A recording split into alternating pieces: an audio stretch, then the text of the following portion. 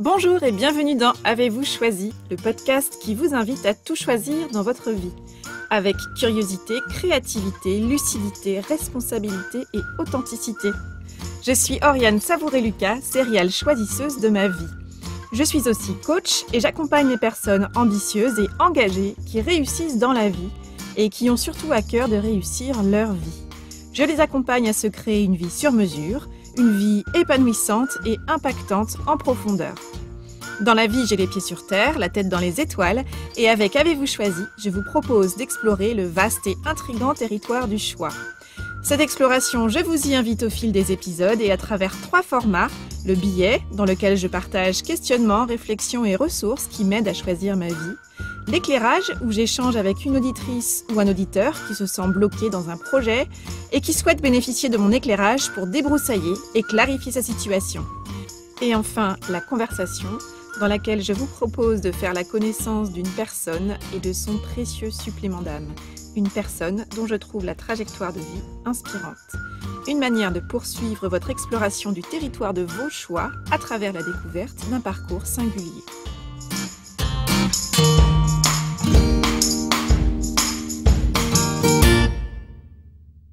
Aujourd'hui, je vous propose de découvrir ma conversation avec Isabelle Demeure, qui est coach professionnelle, maître praticienne en intelligence de soi et autrice du livre « Faites les bons choix avec le dialogue intérieur », la méthode efficace pour apprendre à se connaître et prendre les bonnes décisions. C'est aux éditions Le Duc. En décembre 2020, la vie, qui fait décidément bien les choses, a mis sur ma route Isabelle et le dialogue intérieur sous la forme d'un atelier découverte. Alors, je n'avais jamais entendu parler du dialogue intérieur, mais le simple titre du livre d'Isabelle m'a bien entendu interpellée. Un outil pour faire les bons choix, je suis bien évidemment tout oui.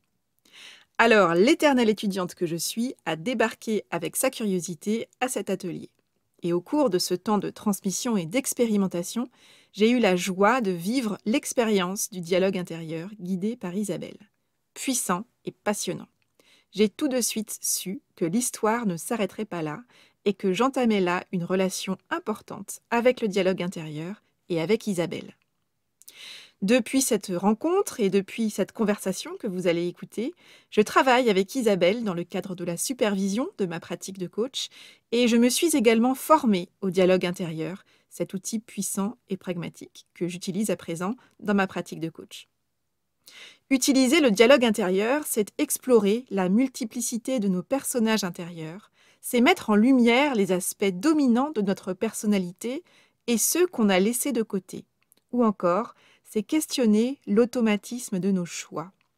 À travers son livre, ses ateliers découvertes et les formations qu'elle anime, Isabelle a un objectif auquel je suis heureuse de m'associer aujourd'hui. Contribuer à démocratiser la connaissance et surtout l'utilisation de cet outil, encore peu connu en France, afin de permettre à un nombre grandissant de personnes de faire au quotidien des choix plus justes et authentiques. Au cours de notre conversation, Isabelle et moi parlons entre autres de ce qu'est le dialogue intérieur précisément et de la puissance de cet outil qui facilite des choix mesurés et alignés. Du parcours singulier d'Isabelle et de sa rencontre déterminante avec le dialogue intérieur, d'abord pour elle-même, puis dans son travail d'accompagnement, de notre palette de personnages intérieurs et du chef d'orchestre que nous sommes, ou encore de l'importance de tester et d'ajuster en permanence notre posture au monde. Alors, si vous avez l'impression de souffrir du syndrome de la girouette quand il est temps pour vous de faire un choix, ou encore si vous pensez que les choix spontanés sont forcément les meilleurs, eh bien, je vous invite sans plus attendre à découvrir cette conversation. Bonjour Isabelle. Bonjour Oriane. Merci beaucoup d'avoir accepté mon invitation dans Avez-vous choisi. Je me réjouis de partager avec toi cet échange pour parler de choix, bien sûr, et de dialogue intérieur. Alors, on va bien évidemment aller un peu plus en profondeur sur qu'est-ce que c'est que le dialogue intérieur. Tu es coach professionnel et tu es l'autrice du livre « Faites les bons choix avec le dialogue intérieur ». Alors, avant qu'on aille un peu plus avant sur la raison de ce livre, sur ce que le dialogue intérieur permet, Je suis curieuse d'en savoir un peu plus sur ton propre parcours, puisque je crois que tu es juriste de formation et aujourd'hui tu exerces le métier de coach professionnel. Quelle est la somme de choix qui finalement t'a amené sur ton chemin jusqu'à cet endroit? Oui, mais écoute, c'est assez clair pour moi parce que dans la vie, il y a des choix qu'on fait d'une façon volontaire et d'autres qui sont finalement des non-choix. Et quelquefois, il faut passer par là pour faire les vrais choix. Hein. Il y a des moments où on est obligé de faire quelque chose et c'est ce qui m'est arrivé. Après effectivement une vie très tournée vers ma famille, vers mes enfants, vers la carrière de mon mari, où j'avais fait des études effectivement de droit et j'étais plutôt engagée dans le bénévolat, j'étais assesseure du juge des enfants, j'ai monté des associations. J'avais pas passé mon diplôme d'avocat parce que je me suis mariée à la place, donc ça a été aussi un choix et peut-être un non-choix parce qu'à cette époque-là, ben, les parents préféraient que leurs enfants se marient et se marient bien, plutôt que pour les filles aller faire des carrières qui risqueraient de les éloigner de la vie de famille. Enfin, donc me voilà embarquée dans cette vie avec la somme de diplômes et tout ce que j'avais fait. Et puis, au bout de 25 ans de mariage, mon mari a souhaité que nous en arrêtions là et que chacun continue sa route. Et pour moi, ça a été très difficile parce que je ne l'avais pas choisi, même si chacun avait des torts, bien sûr, comme dans toute relation. Je ne l'avais pas choisi et je me suis retrouvée dans une situation compliquée. Et là, j'ai fait un travail sur moi et j'ai rencontré le dialogue intérieur. Et cette formation que j'ai faite, qui était aussi une formation pour continuer mon chemin d'être attentive aux autres et d'aider les autres à se développer, que j'avais très bénévolement fait assez naturellement, cette formation m'a fait accepter qu'il y avait des tas de zones de ma personnalité que je ne connaissais pas et que je n'avais pas encore utilisées et qui allaient être utiles pour que je rebondisse et que je rajoute toutes ces zones-là à ce que j'étais déjà. Voilà, donc je suis partie dans une aventure voilà, de découverte, de richesse intérieure, de choses difficiles à vivre, d'accueil de tout ça. Et puis, bah, comme j'ai beaucoup, beaucoup, beaucoup travaillé et puis que j'ai trouvé que c'était extrêmement enrichissant, j'ai voulu accompagner les autres avec cette démarche qui avait été tellement précieuse pour moi. Donc, j'ai fait d'autres formations de coaching avec d'autres démarches. Donc, finalement, j'ai un panel assez large d'outils à ma disposition. Et en même temps, c'est quand même le dialogue intérieur qui, je trouve, a été le plus efficace dans la remontée des moments difficiles et dans l'acceptation de tout ce que l'on est. Et c'est pour ça que je suis vraiment heureuse de le transmettre et d'en parler autour de moi. Hmm. J'entends combien la rencontre avec le dialogue intérieur a été déterminant d'abord pour toi à titre personnel avant de le transmettre aux autres, ce que tu fais aujourd'hui. Euh, comment, comment tu expliques justement la puissance de cette rencontre-là? Tu as donné quelques éléments déjà. Peut-être qu'on peut commencer par définir ce qu'est le dialogue intérieur. Écoute, c'est une démarche qui a été initiée il y a dans les années 1970 à peu près aux États-Unis par un couple de thérapeutes jungiens qui sont Hal et Sidra Stone. Et c'est vraiment dans leur vie de couple, qui était d'ailleurs un couple de seconde vie, hein, c'est-à-dire qu'ils s'étaient remariés chacun, ils avaient été mariés précédemment, qu'ils se sont rendus compte que les mêmes situations se passaient dans ce nouveau couple qu'ils formaient, alors qu'ils s'aimaient beaucoup, les mêmes situations que ce qu'ils avaient rencontré avec des conjoints précédents qui étaient très, très différents en même temps.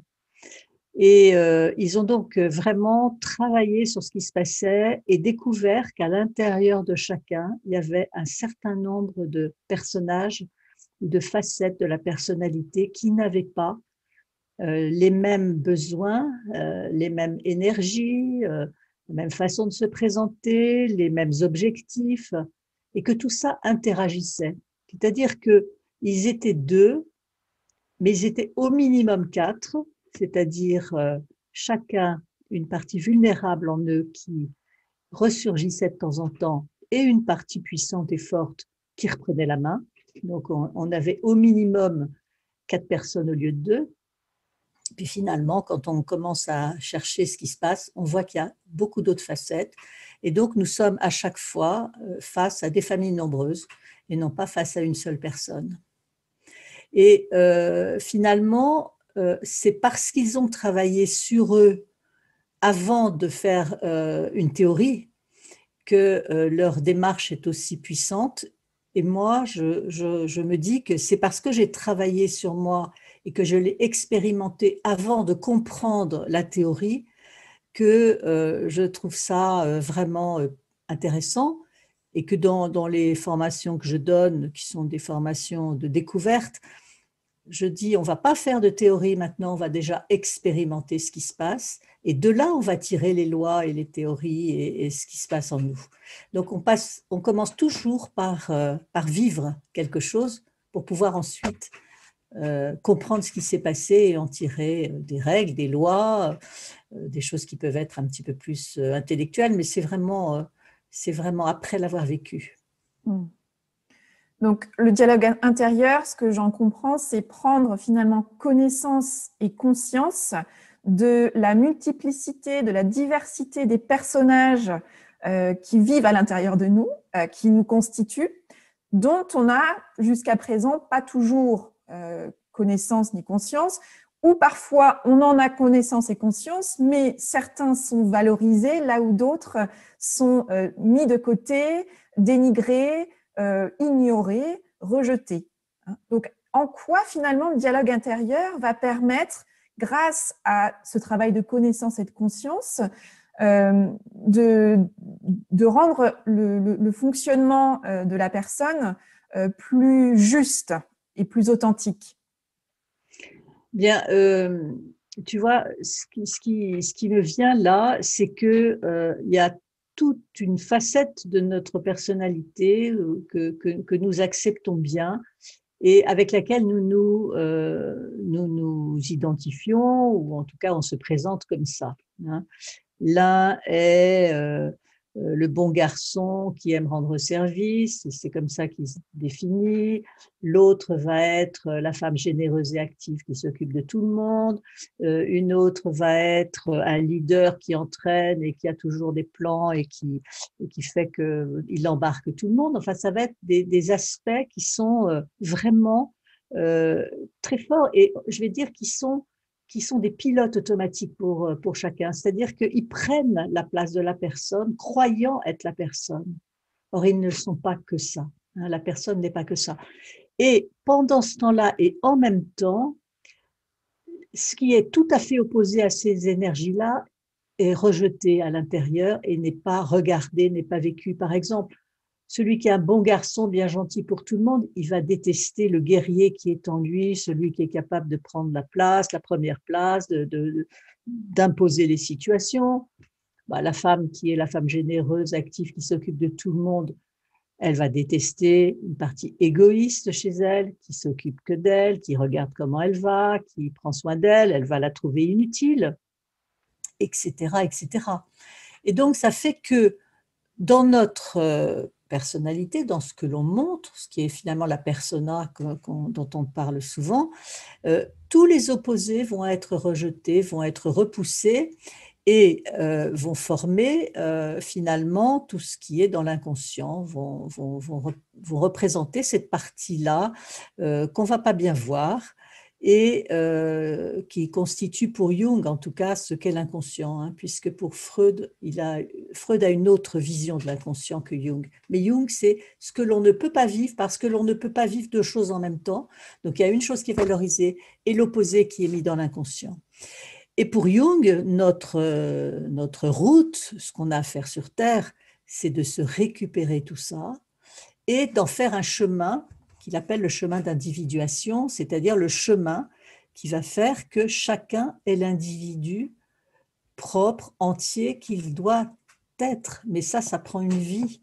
Donc évidemment, en avoir conscience est une chose, mais après c'est un travail de conscience, d'éclairage, d'accueil de tout ça. Parce que si on n'aime pas, parce qu'on est généreux, l'égoïste en nous, ben, il y a une question qu'on peut se poser, c'est qu'est-ce qu'elle sait faire, cette égoïste, que moi je ne sais pas faire? Et en regardant le côté positif et non pas en la jugeant comme égoïste, on va dire, bah tiens, elle sait s'arrêter, elle sait dire non, elle sait veiller sur la personne, elle sait regarder ses besoins, elle sait mettre des limites. Et à ce moment-là, ça va être un travail de réintégration de cette partie qui est jugée auparavant comme négative, de la place de la personnalité qui la juge parce qu'elle est opposée. D'accord ? Donc voilà, ça va être aider dans le travail qu'on fait à qui je suis, quelles sont les parties dominantes. C'est juste génial. Ces parties-là, elles sont à conserver, elles sont à garder, elles sont précieuses, elles nous ont permis d'être ce que l'on est, et bravo, et merci. Sauf que, ma petite dame, si tu ne restes que là et que tu ne vois pas à côté, tu vas te priver de plein de choses qui seraient beaucoup, bien utiles pour toi. Et donc, qu'est-ce que les opposés pourraient dire et comment on va aller les rechercher pour réintégrer la partie positive que chacun porte. Chaque personnalité, chaque personnage a du positif. Et quand il est en excès, peut être vraiment difficile à vivre. Donc, le dialogue intérieur permet d'aller justement prendre en considération, finalement, apprécier toutes les parties de nous-mêmes, y compris les parties qu'on a tendance à essayer de pousser sous le tapis, hein, et dont on n'est vraiment soit pas fier ou soit qu'on n'ose même pas regarder en face. Et dans ce que j'entends de ce que tu partages, c'est finalement qu'il y a un véritable trésor qui réside dans les jugements, notamment les jugements négatifs que nous formulons à notre rencontre, qui sont finalement à la fois des indices, hein, pour l'enquêteur ou l'enquêtrice que nous sommes sur nous-mêmes, de « ah, là, je porte ce jugement-là sur moi, qu'est-ce que ça veut dire et surtout de quoi suis-je en train de me priver ?» C'est ça que j'entends. Oui, bien sûr, c'est exactement ça, Oriane. Tu peux te poser à chaque fois quelle partie de moi juge. Tiens, je juge, bah, qui juge en moi? Qui juge en moi, hein? Et les jugements et les projections, c'est la voie royale pour aller chercher les parties qui sont reniées, qui sont repoussées et qui ont quelque chose à nous apporter. On ne veut pas les voir en nous, par conséquent, on ne veut pas les voir chez les autres. Hein. Et très souvent, non seulement on se juge soi, mais on juge les autres. C'est-à-dire, les jugements, c'est tous les hommes sont comme ci, toutes les filles sont comme ça, tous les noirs sont comme ça, tous les jeunes sont comme ça. Et puis les projections, c'est un tel m'énerve ou telle personne m'horripile dès que je la vois, il y a un truc qui ne va pas. Hein, les jugements, c'est plus général, les projections, c'est plus individuel. Mais c'est le même travail, c'est à l'intérieur qui est-ce qui juge, qui est-ce qui projette. Et question, qu'est-ce que l'autre que je juge, sur lequel je projette, sait faire que moi, je ne sais pas faire. C'est ça. Et alors là, on peut se réapproprier quelque chose et l'ajouter à ce que l'on est déjà. Hein, c'est sûr que, par exemple, je vais te donner un exemple très simple qui peut parler à certains. Je veux dire n'importe quoi. Je suis horripilée par les gens radins. Les gens radins qui sont là à compter combien on leur doit un café, il faut leur rendre la monnaie, enfin les bricoles, les machins. Bon. Quelle partie de moi juge ça? C'est une partie de moi qui dit bah, attends, on compte pas, quoi. On est généreux, on y va, on partage quelque chose et on n'est pas là en train de retenir la moitié, etc. Bon. Qu'est-ce que les autres savent faire, les radins, que je ne sais pas faire? Facile de voir que ce qu'ils savent, c'est faire leur compte. Ils savent calculer, ils savent regarder où ils en sont dans leur porte-monnaie. Et puis, qu'est-ce qui me manque, moi, hein, que je pourrais bien aussi rajouter, bah, c'est que comment eux, ils me verraient? Ben, eux, ils vont dire que je suis pas forcément généreuse, mais je suis plutôt panier percé. Ils vont se dire, elle fait n'importe quoi. Donc, on voit bien que d'un côté, la généreuse, elle peut être panier percé, donc elle peut horripiler les radins. Et les radins, ils peuvent être à la fois des calculateurs et puis des gens, effectivement, qui partagent pas beaucoup, mais aussi qui savent faire leur compte très finement.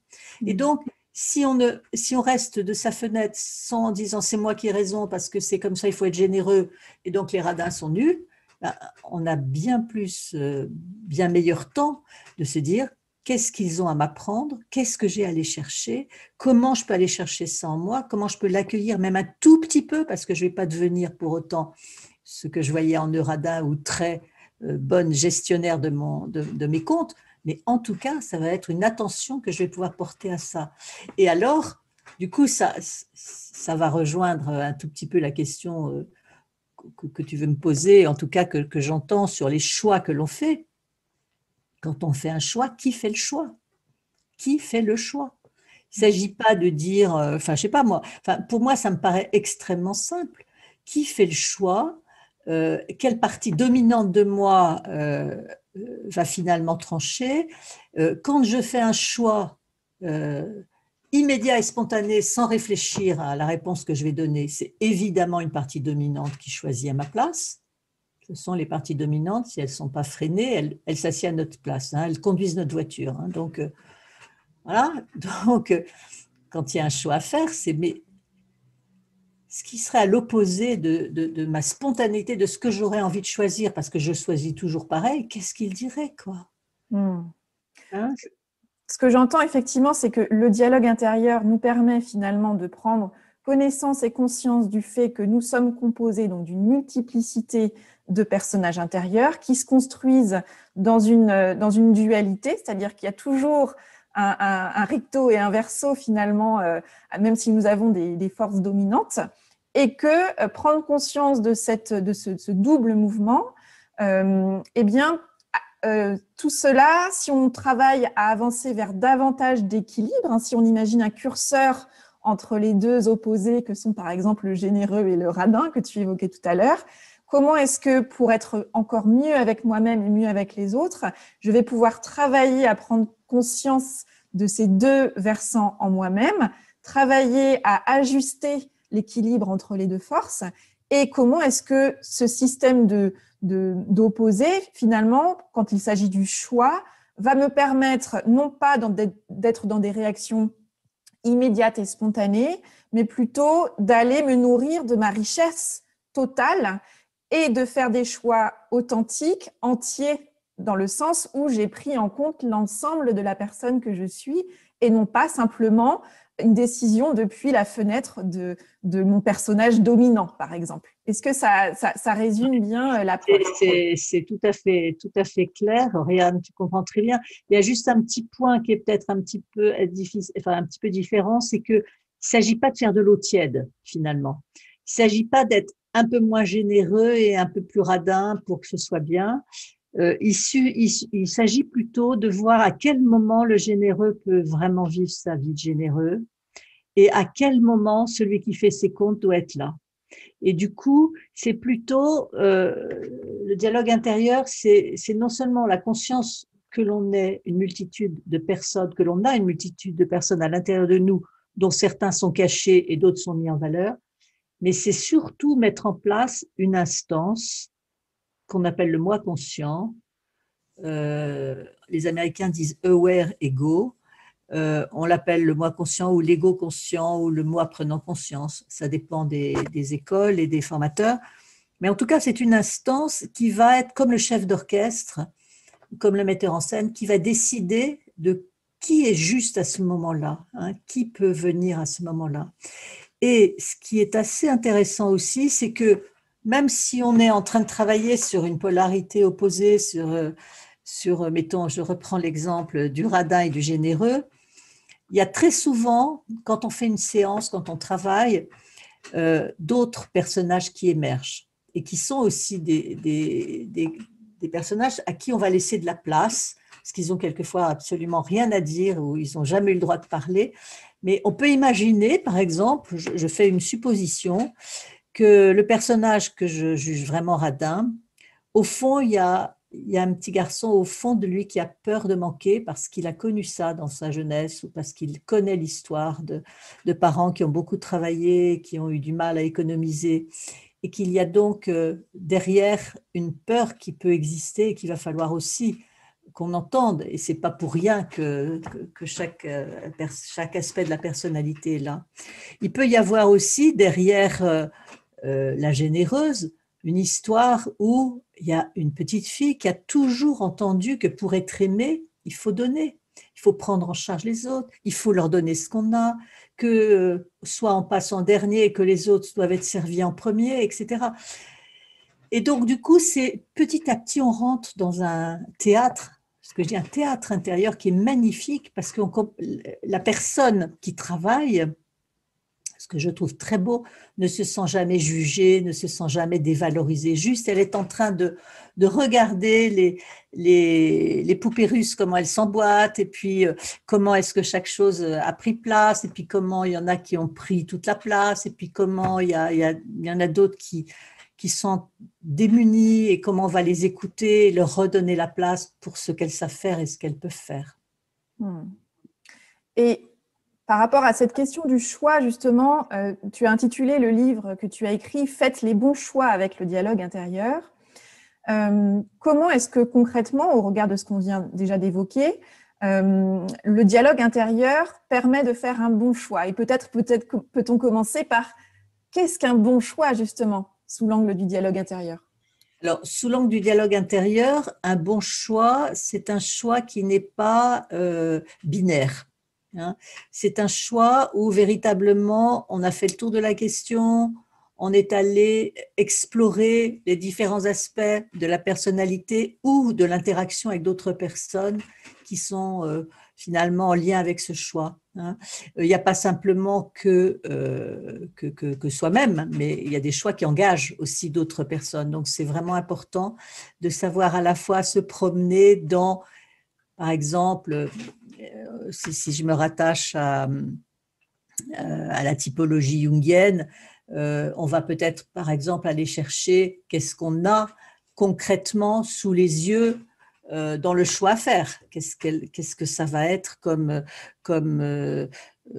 contenant, comme coût, comme prix, comme nombre de kilomètres, comme investissement, enfin, etc. Quelque chose de très concret.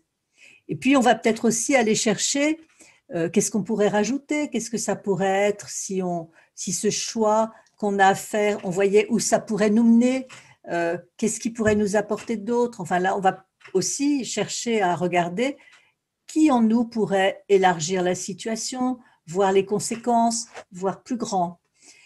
Et puis peut-être qu'on va aussi aller en nous explorer un aspect de la personnalité qui veut que les choses soient claires, soient logiques, soient rationnelles, que la décision elle soit basée sur des choses sérieuses, mais en même temps, on va peut-être aussi aller chercher une partie qui a le cœur qui vibre. Et ce choix, qu'est-ce que c'est comme choix de cœur? Mais tout ça, c'est pas exclusif l'un de l'autre. C'est tout ça qui est visité, qui est regardé avec des besoins. Et le vrai choix, le bon choix, ça va être un choix qui va être pris de cet espace central que nous appelons le moi conscient, c'est-à-dire cet espace qui ne va pas dire ça c'est mieux que ça, mais il y a tout ça, et avec tout ça j'ai une boussole, et je vais pouvoir regarder comment, si je me place un petit peu plus haut, je sais que si je choisis ça, il va peut-être y avoir quelque chose à lâcher à tel niveau. Comment est-ce que je vais pouvoir l'expliquer? Comment est-ce que je vais pouvoir voir quelles vont être les conséquences? Est-ce que je vais pouvoir m'en occuper? Est-ce que j'ai les moyens de voir quoi faire? Il y a des choix qui sont stratégiques, qui demandent évidemment de réaménager les choses, de voir… bon, je prends un choix très, très difficile, par exemple le divorce, qui est vraiment la personne qui choisit de divorcer, il y a plein de trucs. Il y a le mal qu'on se fait à soi, qu'on fait à l'autre, il y a le fait que ça va coûter cher, le fait qu'il va falloir déménager, le fait qu'on va avoir un regard des autres qui va être très négatif, le fait qu'on va s'en vouloir. Enfin, c'est colossal. Mais tout ça, si c'est visité, si c'est vraiment pris en conscience et qu'on va déterrer les parties, les aspects qui n'ont même pas le droit à la parole, hein, le choix, il va être pris par une partie de nous qui dirige notre vie et qui pense qu'il n'y a que cette partie-là qui a le droit de parler, et le choix va être bancal. Le résultat, c'est qu'il y aura un retour de bâton. C'est-à-dire qu'un jour ou l'autre, il va y avoir une partie dans la personne qui n'a pas été écoutée et qui aura son mot à dire, mais ce sera quelquefois trop tard.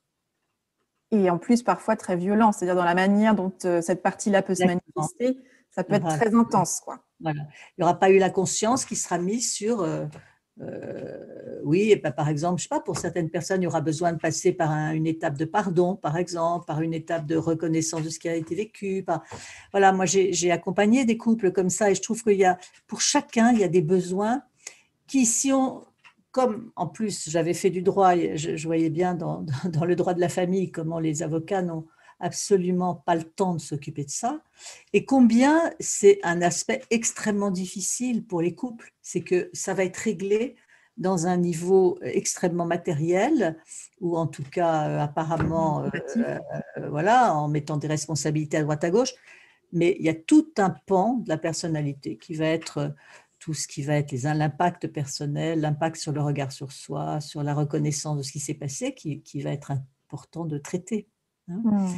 Donc, faites les bons choix. Les bons choix, ben, on fait toujours pour le mieux, hein, c'est pas quelque chose d'automatique, et puis, mais en tout cas, c'est se donner le mal de regarder toutes les parties en nous qui peuvent être impactées et en l'autre, et de voir ce que chacune a à dire Mmh. pour, ben, pour pouvoir, être le plus conscient possible de ce qui va se passer et le gérer avec un peu de hauteur, en prenant tout en compte, en prenant tout, même je vais dire sur son cœur, hein, en étant vraiment proche de chacun, sans dévaloriser quoi que ce soit et sans exclure quoi que ce soit. Mmh. Donc moi, ce que ça me fait résonner, c'est finalement sortir des choix automatiques, y compris des choix où parfois d'ailleurs les personnes vont dire « Ah oui, mais moi je choisis comme ça vient, je choisis avec le cœur ». Or, ce n'est pas forcément avec ce cœur-là d'automatisme qui va être intéressant de choisir, mais plutôt d'aller choisir avec un cœur sage, c'est-à-dire d'avoir pris le temps d'explorer différents aspects de la situation. En revanche, ça signifie que la personne qui fait un choix ait conscience que le temps et le regard vers soi sont des étapes essentielles.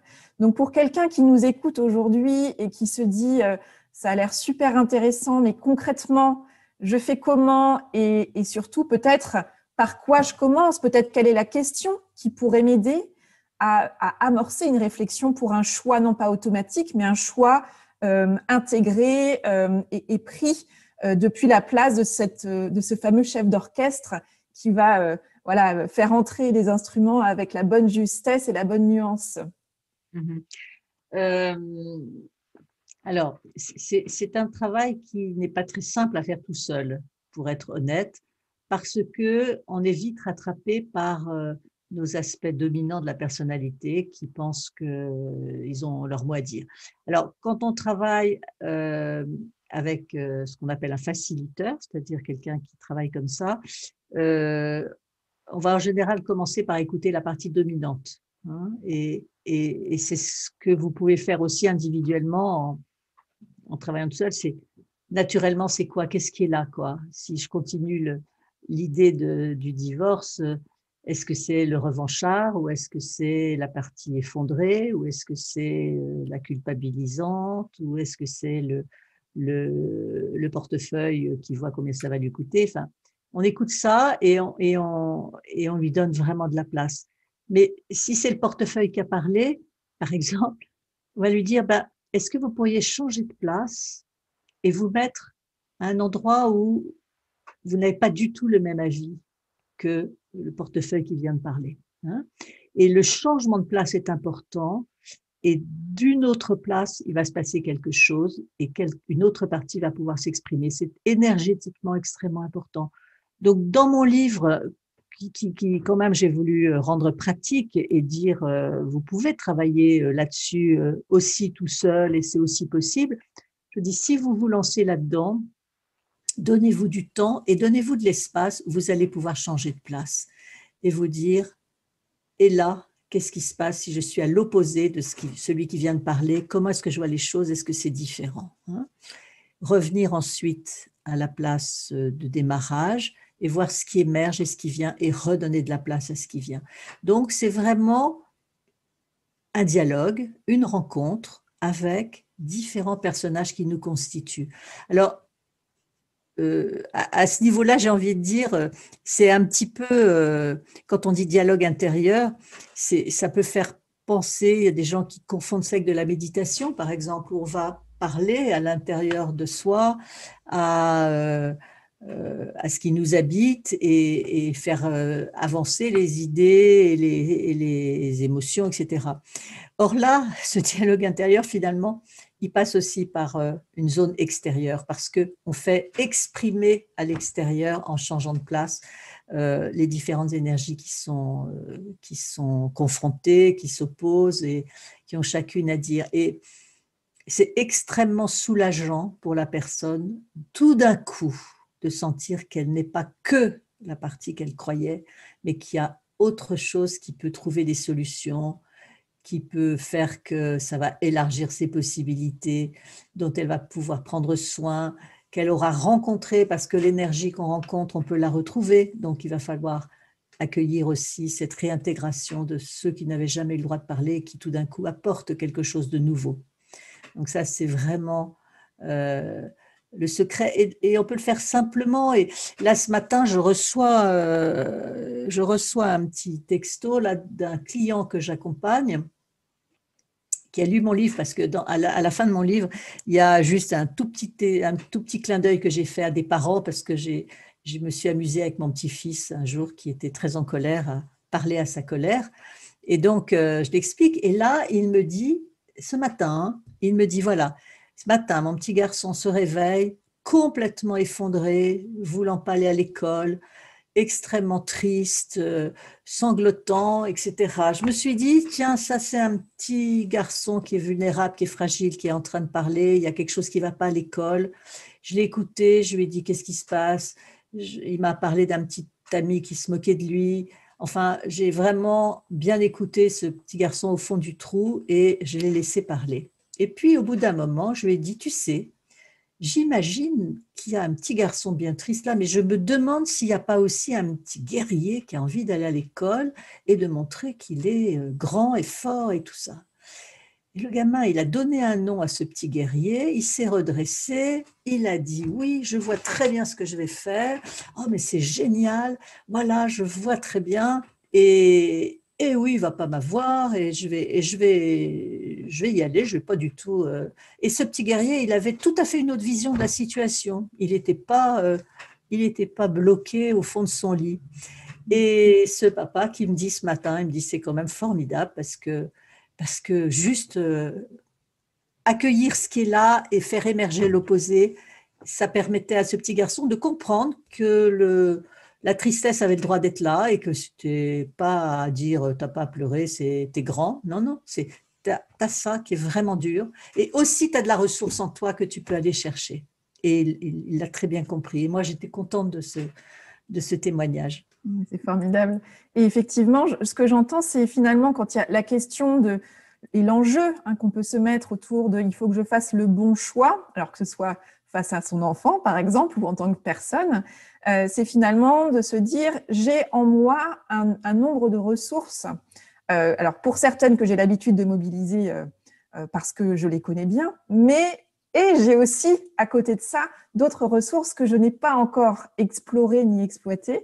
Et je trouve qu'il y a quelque chose de l'ordre d'une grande curiosité à avoir et à aiguiser pour aller à la rencontre de soi-même et d'élargir finalement, comme tu disais tout à l'heure, la palette des couleurs, des possibilités qu'on a en nous, quoi. C'est exactement ça, tu vois, c'est Je me rappelle quand quand on a cherché le nom de mon livre, parce que il voulait que ce soit un livre sur le dialogue intérieur très très ouvert pour que des gens de tous bords, qui ne sont pas forcément des thérapeutes, surtout pas d'ailleurs, puissent aller expérimenter et voir ce que c'était. Il m'a dit à un moment, il me dit, mais en fait, ça, je comprends bien ce qu'est le dialogue intérieur, mais ça permet quoi? Qu'est-ce que ça apporte? Et moi, je lui ai dit, ben, ça apporte de faire les bons choix. Ça apporte de choisir d'une façon beaucoup plus large, de ne pas être rivé à c'est blanc ou c'est noir. Ben non, il y a plein d'autres possibilités. Il y a plein d'autres façons d'être généreux en faisant attention au cordon de sa bourse, voilà, de se séparer de son conjoint, mais en faisant aussi attention à l'impact émotionnel, à prendre soin et pas simplement de son porte-monnaie, mais aussi de son image et de l'image de l'autre. Enfin, il y a plein d'options qui arrivent et qui, du coup, enrichissent terriblement la situation. Oui, c'est finalement faire un choix depuis sa propre place, en cela qu'elle est singulière, unique. Et donc, c'est finalement aller construire sa propre solution, forte de tout ce qui est disponible finalement Ouais, en nous, quoi. Une solution à partir, non pas d'un aspect de notre personnalité qui viendrait en premier, mais d'un cocktail. En fait, on fait un joli cocktail, quoi. C'est On ça. regarde vraiment, et puis on regarde ce qui émerge, et puis du coup, validation du choix, c'est de dire aussi après, bon, alors finalement, je vais m'arrêter à cette solution-là de telle façon, est-ce que chaque partie que j'ai rencontrée chez moi est d'accord? Est-ce que ça lui va? Est-ce que je vais je vais pouvoir faire émerger peut-être d'autres aspects de ma personnalité pour prendre en charge ce qui a été fragilisé? Est-ce que je vais bien y penser? Parce qu'il y a quelquefois dans les choix, il y a des deuils à faire, il y a des choses. Bon, de savoir que voilà, le choix, il entraîne aussi quelquefois des stratégies après pour accompagner ce qui a besoin de l'être. Hein. Et Et, donc, on et, élargit beaucoup. et finalement, j'entends que il y a avant tout, pour commencer finalement, puisqu'il faut commencer quelque part, il y a d'abord à avoir une forme d'attention, de se porter attention, et notamment quand il s'agit des choix, ce que j'ai entendu peut-être en termes de première question qu'on peut se poser quand on veut travailler, être davantage attentif ou attentive, c'est quand je fais ce choix-là, qui est aux commandes? Qui a choisi en moi, en fait? Quelle est la partie de moi qui a choisi? Et est-ce que si c'est un choix qui me convient, quels sont finalement les ingrédients de ce cocktail que j'ai envie de conserver, de préserver? Et si c'est un choix qui ne m'a pas convenu rétrospectivement, quelle est la partie de moi que j'ai peut-être négligée aussi et que j'ai envie d'aller explorer davantage? Est-ce Oui, que c'est un premier point de départ intéressant?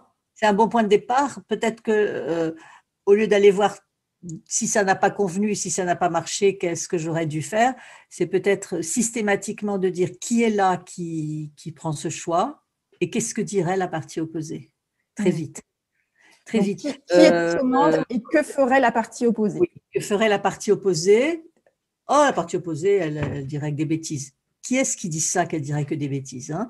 Donc, toujours la même qui serait en main. Donc, reprendre la disposition que là, d'un côté, il y a la partie qui est décisionnelle, enfin en général, et qui est dominante, et donner la parole sciemment à celle qui pense exactement le contraire, qui Donc n'a jamais. finalement, Et qu'est-ce qu'elle ferait de différent? Et de quoi elle aurait besoin pour prendre ses décisions? Et c'est pas forcément, je sais pas, moi j'imagine, par exemple, je prends la décision d'aller en vacances avec tels amis, par exemple, parce que j'y suis toujours allée. Hein. Eh ben, qu'est-ce que dirait la partie qui voudrait pas aller en vacances avec ses amis? Hein? Elle pourrait peut-être dire, moi j'ai envie d'être trop calme, j'ai pas envie d'être 18 à table, j'ai envie d'être en petit comité, j'ai envie d'avoir d'espace pour moi, bon, etc.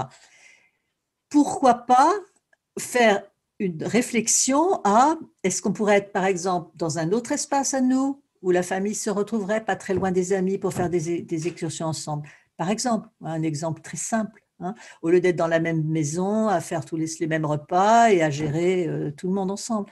Ça peut être des options aussi simples que ça, alors que quand on est, quand on n'a pas l'habitude d'aller voir l'opposé, on va dire: «Oh, mais on y va tous les ans, ça fait quand même au moins 5 ans, on a vu les enfants grandir, c'est super sympa et tout ça». Voilà. Qui est-ce qui dirait: «C'est pas sympa»? Ben, il y en a une qui dirait peut-être: «Mais moi, je rentre crevée de ces vacances et c'est fatigant d'avoir, tout le monde à table et moi, j'ai besoin de temps en temps d'autre chose». Et du coup, en se disant: «Bah, tiens, il y en a une qui trouve vraiment sympa d'être tous ensemble et l'autre qui trouve que c'est vraiment crevant. Comment moi, je peux trouver une solution où je ne renie personne et où mon choix va être un choix de conscience avec tout ce que je suis et tout ce que je peux, prendre en compte». Et en partant, moi, c'est ce que je trouve très, très intéressant et important et essentiel finalement, c'est de se dire que tout est utile. C'est-à-dire qu'être aussi attentive au jugement, de se dire non, je ne vais pas écouter la fameuse voix rabat-joie hein, dont on entend beaucoup parler. Eh bien, cette voix rabat-joie, elle a des choses à nous dire et Sûr. qui sont importantes et qui n'ont pas à être jugées, mais plutôt à être intégrées. Et j'aime bien l'image un peu d'un enfant de 2-3 ans qui fait une grosse colère jusqu'à ce qu'on l'écoute. J'ai un peu cette impression-là finalement que toutes ces forces qu'on a tendance à vouloir repousser parce que les jugeant négatives, pas très chouettes, etc., eh bien, elles vont revenir, les fameux effets manivelle que tu évoquais, retour de bâton que tu évoquais tout à l'heure, vont revenir avec encore une plus grande violence. Et effectivement, la fameuse goutte d'eau qui va déborder, je reprends l'exemple de tes vacances avec des amis et c'est super chouette et on est très content. Et bim, il va y avoir la petite goutte de trop qui fait que personne ne comprend pourquoi, mais cet événement, cet instant-là va faire revenir à grand renfort de cris la partie rabat-joie qui n'a pas eu droit de citer jusqu'à présent. Exactement, et on n'a pas pris en compte, une opposée qui n'a pas forcément envie de ce que la dominante, celle qui a l'habitude d'être là, a envie. Et il y a plein de et c'est vrai que du coup, quelquefois on dit: «Oui, mais moi, si je fais ce choix, par exemple, de partir en vacances avec des amis parce que mon mari trouve ça génial, parce que mes enfants aiment bien les enfants des autres, parce que, on s'entend tous super bien» et cetera.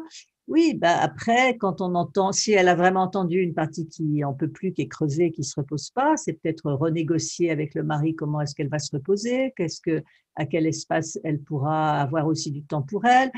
Est-ce qu'au lieu que ce soit 15 jours, c'est 8 jours, est-ce que ce serait possible? Enfin, il y a plein de négociations possibles à partir du moment où on s'est déplacé pour aller écouter une autre partie. Je crois que le déplacement, finalement, il est très important.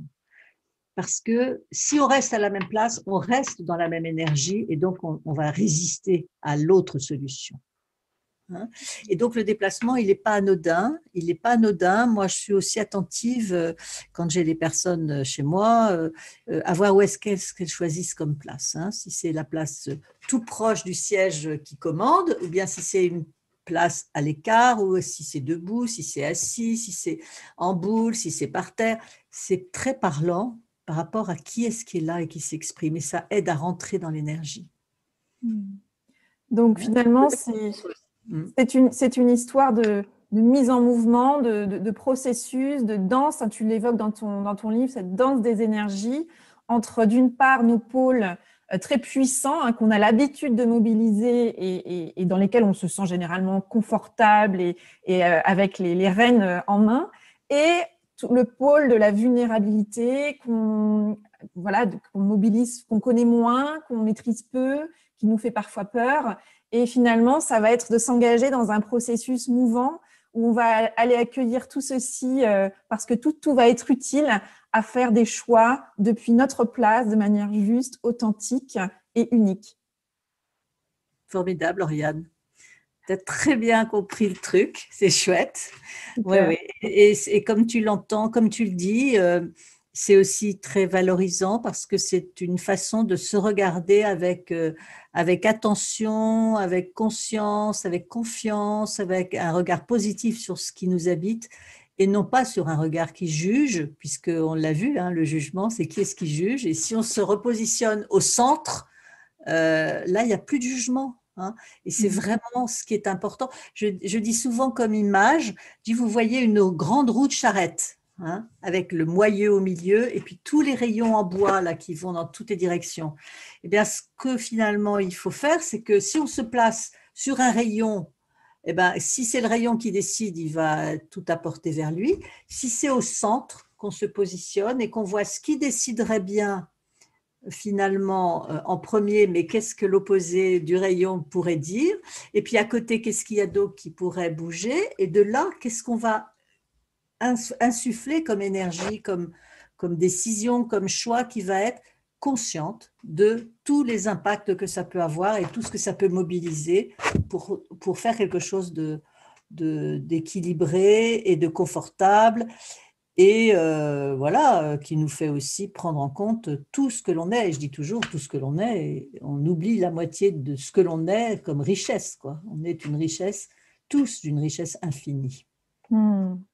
Et cette richesse infinie, j'aimerais pour finir évoquer la richesse infinie que tu as aussi, bien évidemment, Isabelle. Et tu as notamment, dans le cadre de ta formation, j'ai cru lire que tu avais fait le choix de faire un mémoire sur la chanteuse québécoise Linda Lemay. Alors, pour conclure notre échange, je suis curieuse de savoir pourquoi tu as fait ce choix-là, pourquoi cette personne, cet artiste-là, et peut-être y a-t-il un apprentissage, un partage à faire de ce que tu as appris de Linda Lemay à travers son œuvre autour de la question du choix notamment?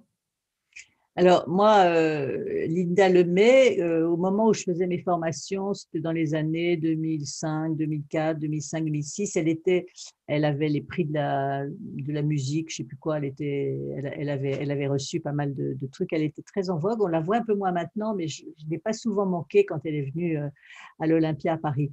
Euh, alors c'est très curieux, c'est qu'elle ne chante pas forcément les choses qu'elle a vécues, alors que quand on l'entend, on a l'impression qu'elle est passée par là.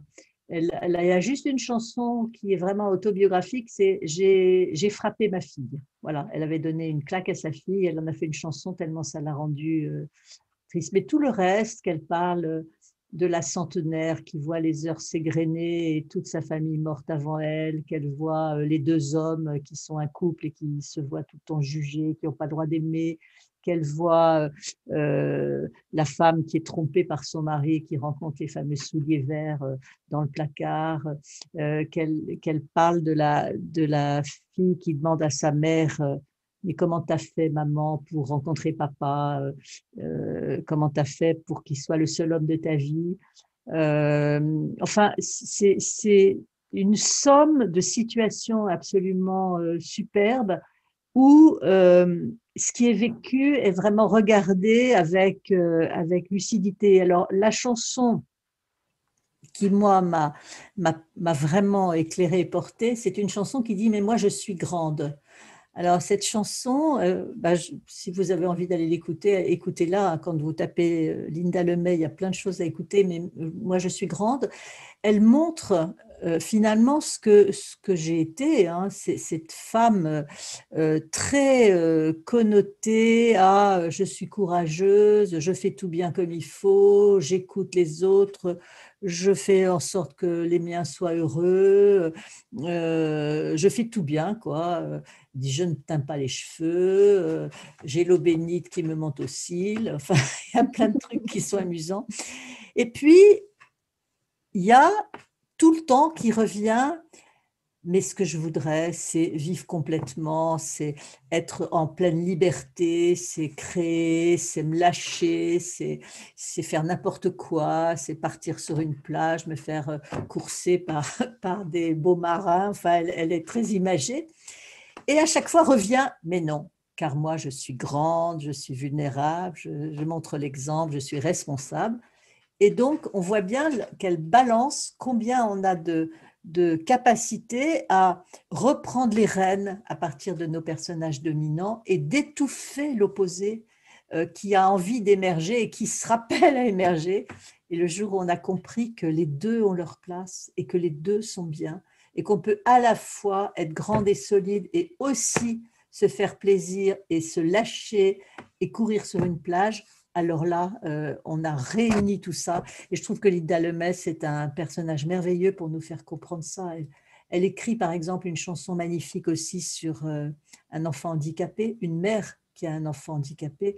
Et c'est mais bouleversant parce elle dit quand tout le monde est heureux de voir ses enfants partir et se marier, moi je sais que je n'aurai jamais ça, tu resteras toujours accroché à mes basques et je voudrais vraiment, je donnerais n'importe quoi pour que tu sois comme les autres, hein. Et c'est magnifique, et c'est voilà, ça touche terriblement. Et il se trouve que Pierre Cauvin, qui était mon formateur, était aussi un grand admirateur de Linda Lemay. Alors, de temps en temps, on se faisait des clins d'œil parce que tu as vu, il y a telle chanson, oh, elle est géniale et tout. Et moi, j'ai fait tout mon mémoire, évidemment, sur les parties de moi qui sont interdites, qui sont reniées, qui sont repoussées. Et puis, petit à petit, celles que je juge d'une certaine façon, et puis qui me touchent, et puis celles que j'inclus, et puis cette fameuse finale qui était vraiment l'inclusion de deux opposés très, très forts qui réconcilie tout ça.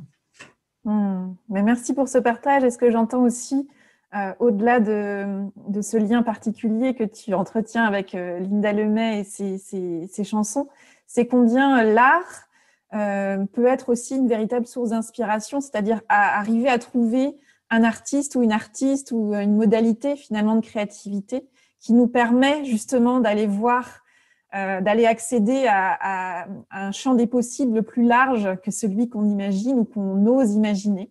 Et je crois que, notamment pour faire des choix justes pour soi et authentiques, s'inspirer autour de soi, trouver des ressources qui nous ouvrent les perspectives, c'est toujours précieux. Et je crois que voilà, c'est ce que je retiens de particulièrement touchant du partage que tu viens de nous faire, dont tu viens de nous faire cadeau. Merci beaucoup, Isabelle. Merci, Ariane. Je suis ravie d'avoir pu échanger avec toi. Et puis, j'invite tous les auditeurs à lire ton magnifique livre « Faites les bons choix avec le dialogue intérieur » pour en savoir plus et notamment pouvoir s'appuyer sur les exercices pratiques aussi que tu proposes dans ce livre. Un grand merci à toi, Isabelle. Merci, Ariane. Un grand merci à Isabelle pour sa confiance, sa générosité et sa finesse. Alors, que vous a inspiré cette conversation ? Je vous invite à identifier l'idée, la phrase ou le mot que vous choisissez d'en retenir. Avec quoi de nouveau repartez-vous de cette conversation ? Et quel est le petit pas que vous pouvez planifier dans les prochains jours, peut-être même dans les prochaines heures, pour mettre en œuvre dans votre quotidien ce qui vous a inspiré ici ? Sortez vos agendas et surtout faites-le. Pour en savoir plus sur l'actualité d'Isabelle Demeur, direction son site identitédiversité.com.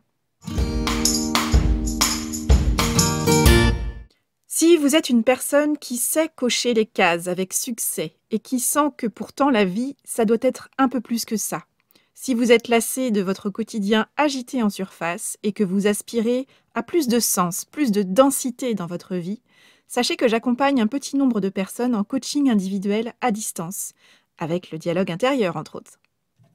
Si vous êtes arrivé à un moment de votre vie où vous sentez qu'il est temps d'arrêter les contorsions et qu'il est temps de vous construire une vie qui vous ressemble et qui vous réjouit davantage, contactez-moi via mon site orianesavoureluca.com pour que nous puissions identifier dans quelle mesure nous aimerions travailler ensemble.